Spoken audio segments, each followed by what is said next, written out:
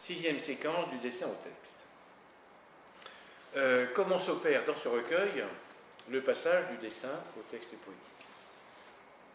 Je verrai volontiers une clé qui nous est donnée dans la section détails qui se trouve à la fin du recueil et qui reprend, et sans texte en regard, et en les grossissant, certains fragments des images précédentes. J'incline à y voir une allégorie involontaire du fonctionnement poétique dans ce recueil, puisque les textes ne cherchent pas à décrire, ils ne tentent même pas de recréer une atmosphère, d'en donner un équivalent verbal. Ils s'apparentent plutôt, me semble-t-il, au travail du rêve qu'avait analysé Freud, c'est-à-dire qu'ils se construisent, si on reprend les mots de Freud, par déplacement, condensation, dramatisation, c'est-à-dire inclusion d'une trame de récit, et symbolisation. Autrement dit, le poète choisit non pas la totalité de l'image souvent, mais une partie, un détail, qu'il grossit, il rêve sur ce motif, à partir duquel il va pouvoir développer souvent une esquisse de récit. Autrement dit, le dessin est un déclencheur et non pas un modèle que le poète chercherait à imiter. Alors, plusieurs commentateurs ont travaillé sur les rapports entre image et texte dans ce recueil. Jean-Charles Gatteau, dans une thèse universitaire, Paul Éluard et la peinture surréaliste, 1910-1939. La thèse a été publiée chez Droz en 1982 et Gatteau consacre tout un chapitre, volumineux tout de même, à une cinquantaine de pages, c'est l'analyse la plus développée, très documentée sur ce recueil des mains libres. Analyse d'une grande finesse littéraire, mais qui minore sans doute l'interaction créatrice justement entre texte et dessin. C'est cette dimension qui est beaucoup mieux prise en compte par Jean Pierrot dans un article que je trouve fort utile. Éluard, illustrateur de Man Ray, les mains libres, dans un recueil intitulé Iconographie et littérature qui est paru aux Presses universitaires de France en 1983. Et là, il montre bien, en prenant plusieurs exemples, le travail d'infléchissement, de déformation dû à l'imagination littéraire et poétique d'Éluard, et il insiste très judicieusement sur ce qu'il nomme l'interposition du titre, qui produit, selon lui, je le cite, un rétrécissement du champ sémantique du document visuel. Ça me paraît très juste. Et on peut renvoyer à ce sujet un autre article qui est dû à Anne-Marie Christin, le poète illustrateur, à propos du recueil Les mains libres de Man Ray et Paul Éluard. C'est paru aux éditions du Sycomore en 1985, dans un recueil, là encore, sous le titre Écriture, au pluriel, écriture avec un S, écriture, c'est le tome 2. Elle insiste principalement, peut-être à l'excès d'ailleurs, sur l'hétérogénéité entre les deux registres visuels de l'écriture et du dessin. Elle parle de ce qu'elle nomme la déviance de l'écriture, et elle affirme, je la cite, que l'illustration doit nous apparaître, l'illustration dans ce recueil, c'est bien sûr les textes d'Éluard, qui sont des illustrations des dessins, l'illustration doit nous apparaître dans son altérité créatrice. La formule est belle et je crois qu'elle est juste. Pour ma part, j'aimerais dégager trois aspects majeurs de cette écriture à partir d'images qui se retrouvent dans presque tous les poèmes, et je mets bien sûr de côté les aspects généraux de l'écriture éluardienne que j'ai abordés déjà sous l'angle de l'évidence. Le travail de l'écriture relève souvent et simultanément, me semble-t-il, de trois principes, présente trois orientations: l'appropriation, la mise en récit et la polysémie. L'appropriation, elle correspond au cas, disons, le plus fréquent de rapport entre un texte littéraire et une inspiration picturale depuis le développement de la critique d'art, depuis Diderot, à peu près. Et surtout, chez les écrivains du XIXe siècle, autrement dit, l'image est appropriée, elle est colonisée par la sensibilité de l'auteur qui en fait le double, le miroir ou l'écran géant de son monde intérieur. On peut prendre par exemple un poème comme Plantes aux oiseaux, dont le dessin est qui s'appuie sur un dessin. Je reprends. On peut prendre un poème comme Plantes aux oiseaux qui s'appuie sur un dessin qui est une proposition légère, alors que le poème en regard est une adresse typiquement éluardienne, qui se passe parfaitement du dessin d'ailleurs, une invitation à ce qu'il appellera, ce sera le titre d'un recueil paru en 1946, Le dur désir de durer.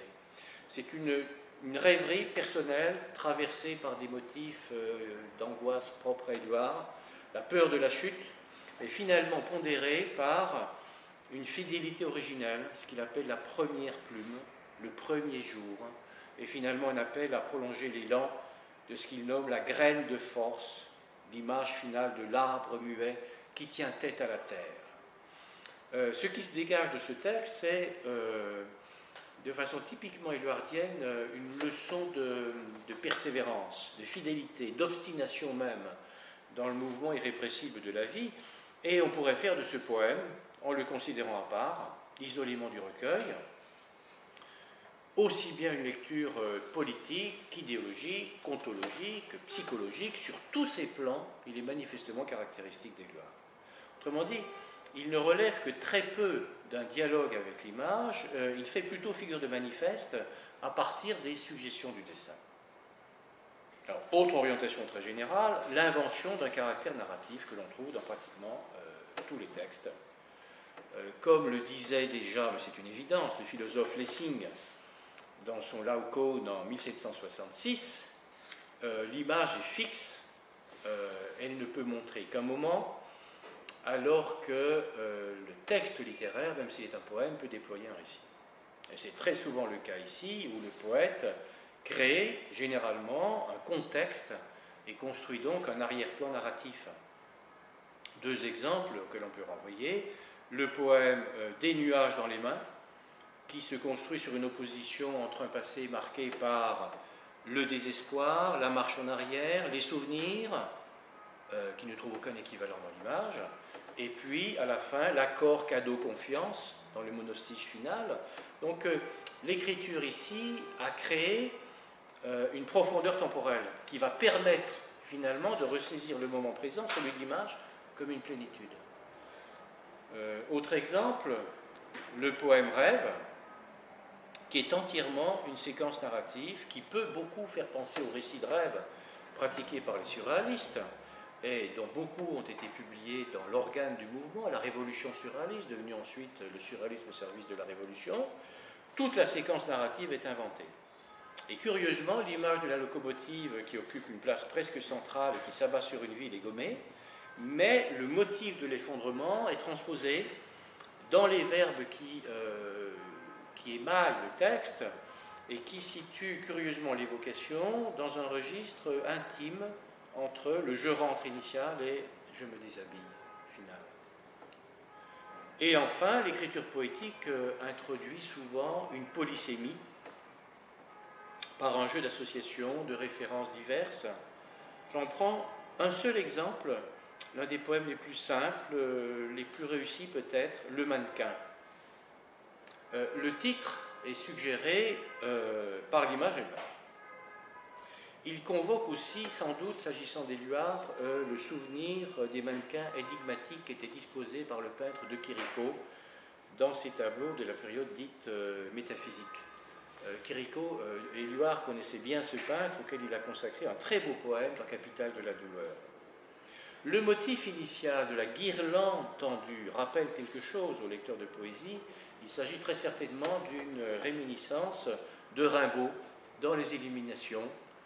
Lorsque Rimbaud écrivait, et bien sûr Éluard avait ce texte en tête, « J'ai tendu des cordes de clocher à clocher, des guirlandes, les voici, des guirlandes de fenêtre à fenêtre, des chaînes d'or d'étoile à étoile, et je danse. » Quant au sens global du texte, eh bien, il fait penser à un poème en prose publié 10 ans auparavant, en 1926, dans Les Dessous d'une vie, poème qui est intitulé La Dame de carreau, et où l'on trouve ceci, je ne reprends que quelques expressions. Tout jeune, j'ai ouvert mes bras à la pureté. Plus loin, à l'école, elle est au banc devant moi.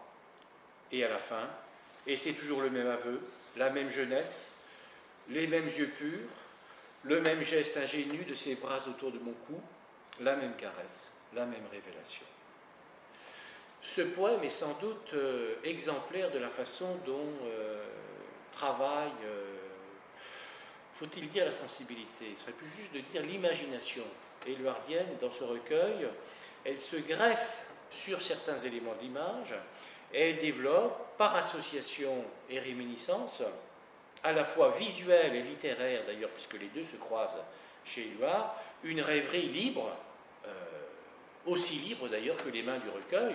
Et donc ces mains libres, ce sont non seulement celles que représentent les images, celles du dessinateur, celles du poète, et pourquoi ne pas imaginer qu'elles sont aussi celles du lecteur, feuilletant le recueil, rêvant lui-même sur toutes ces marges blanches, qui à la fois relie et sépare les textes d'Éluard et les dessins de Man Ray.